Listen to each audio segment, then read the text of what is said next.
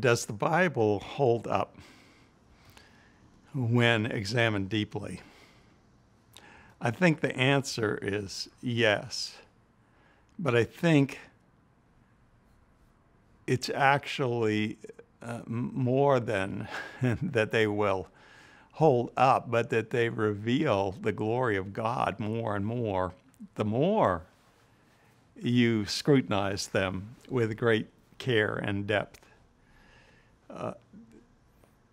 I don't think that's always seen because God reveals himself more deeply to the person who comes in humility and in a listening spirit. If you come trying to disprove the Bible, well, you'll find ways to do it. But if you come desiring, genuinely desiring to know God, then you come to know more and more. And as you grow in that knowledge, the glory of God and the wisdom of God become more and more evident, so that the things that looked even difficult before become sources of glory.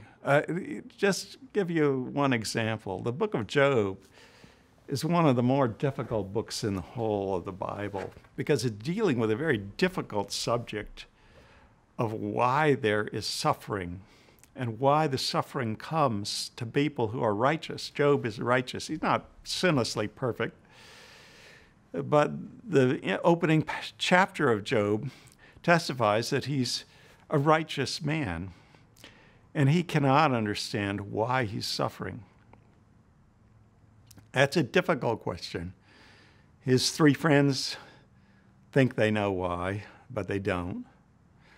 And the book goes on chapter after chapter wrestling with this question. And it may seem to be a very frustrating book on the surface because it doesn't give a simple answer. But I think as a person continues to wrestle with it, he can come to see that God put that book in the Bible partly to show that he himself knows this kind of struggle among human beings. He's familiar with it, and he acknowledges it as genuine. There's something very touching and compassionate, if you think about it, about that very fact that God doesn't conceal, he doesn't poo-poo, he doesn't minimize the kind of struggles and questions that Job has and the problems that his friends, Job's friends, are wrestling with. And then also, if you put the book of Job in the context of the history of redemption and God working out his plan, Job, I said, he's not sinlessly perfect, but he's essentially a righteous sufferer.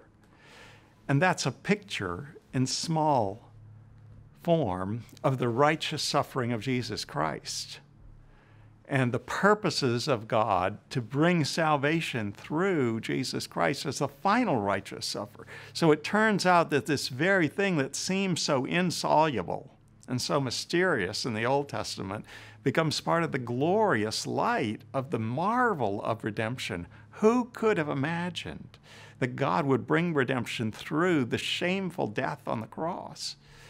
And so to people who persevere, who keep seeking God as they read the Bible, it discloses more and more depth.